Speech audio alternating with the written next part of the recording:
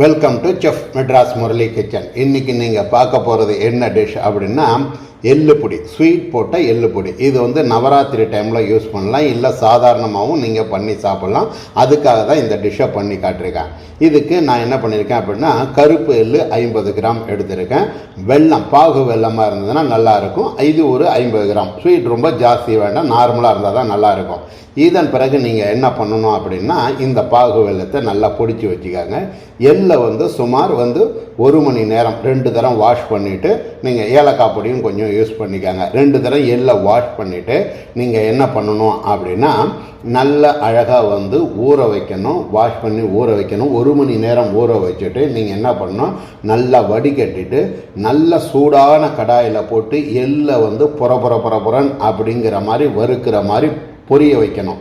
அப்போ தான் நீங்கள் நல்லா இருக்கும். இப்போது இது எப்படி ஊற வச்சிருக்கிறது பாருங்கள். ஊற வைக்கும் போதே லைட்டாக இந்த வெள்ளை கலர் மேலே தோல் விரிஞ்சிருக்கும். அதே சமயம் ஊறி நல்லா பொசன்னு வந்திருக்கும். இதை நீங்கள் வறுத்து பவுடர் ஆக்கும்போது ரொம்ப டேஸ்ட்டாக இருக்கும். வெறுமனை எள்ளு பவுடர் பண்ணிங்கன்னா நல்லா இருக்காது. ஏன்னா அதனுடைய அந்த ஒரு மாதிரி மக்க ஸ்மெல் மாதிரி அடிக்கும். அது நல்லா இருக்காது. அதுக்காக தான் இப்படி நாம் பண்ணுறது. எள்ளு குழக்கட்டைக்கும் இப்படி தான் பண்ணியிருக்கோம். அதையும் நீங்கள் பார்த்துருப்பீங்க. இப்போ இதை நல்லா சூடாக போட்டு வறுத்துட்டு நீங்கள் என்ன பண்ணணும், மிக்சியில் பவுடர் பண்ணும்போது ஒன்றும் பாதியமாக பவுடர் பண்ணிவிட்டு இந்த உடைச்சி வச்ச வெல்லத்தை அப்படியே போட்டு ஒன்றும் பாதியமாக பண்ணிங்க அப்படின்னா சுவையான ஸ்வீட் எள்ளு பொடி ரெடி. இந்த எள்ளு பொடியையே நீங்கள் எள்ளு குழக்கட்டைக்கு பூரணமாகவும் ஸ்டஃப் பண்ணலாம். நவராத்திரி டைமில், அதாவது கொலு வைக்கிறது அப்படின்னு சொல்லுவாங்க 9 நாள் பட்சத்தில், அதில் நீங்கள் கொடுக்கறது ஒரு நாள் சுண்டலுக்கு பதிலாக மாற்றி கொடுக்கறதுக்கும் இந்த எள்ளு பவுடரை நீங்கள் யூஸ் பண்ணலாம். அதுக்காக தான் நான் இந்த எள்ளு பொடி உங்களுக்கு பண்ணி காட்டியிருக்கேன். ஸோ பொடி வெரைட்டிஸ் அப்படின்னு நான் நிறையா நம்ம பிளேலிஸ்ட்டில் நான் நிறையா போட்டிருக்கேன்.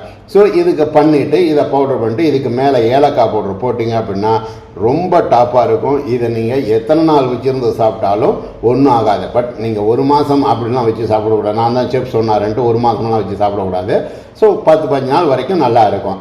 இந்த எள்ளு பொடியை உங்கள் வீட்டில் நீங்கள் செஞ்சு பாருங்கள். செஞ்சு பார்த்து எனக்கு லைக் பண்ணுங்கள், ஷேர் பண்ணுங்கள், கமெண்ட் பண்ணுங்கள்.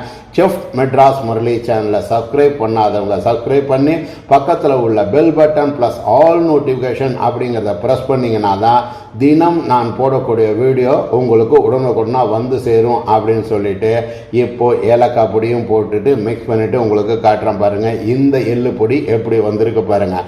எள்ளு சாப்பிட்றது ரொம்ப நல்லது. இன்னும் சொல்ல போனால் எள்ளு சாப்பிட்டா குடும்பத்துக்கு நிறையா உழைப்பாங்க அப்படின்னு சொல்லுவாங்க. அண்ணன் தம்பிகளுக்குள்ளே சாப்பிட்டா குடும்பத்துக்கு நிறையா உழைப்பாங்க அப்படின்னு சொல்லுவாங்க. ஸோ அதனால தான் இந்த எள்ளு பொடியை உங்களுக்கு செஞ்சு காட்டிருக்கேன்.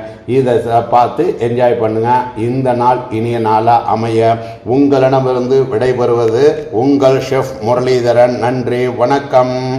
எப்படி இருக்க பாருங்கள். இந்த எள்ளு பொடி நல்ல எடுக்கும் போதே உதிராக வர்ற மாதிரி வருது பாருங்கள். ஸோ பார்த்து என்ஜாய் பண்ணுங்கள்.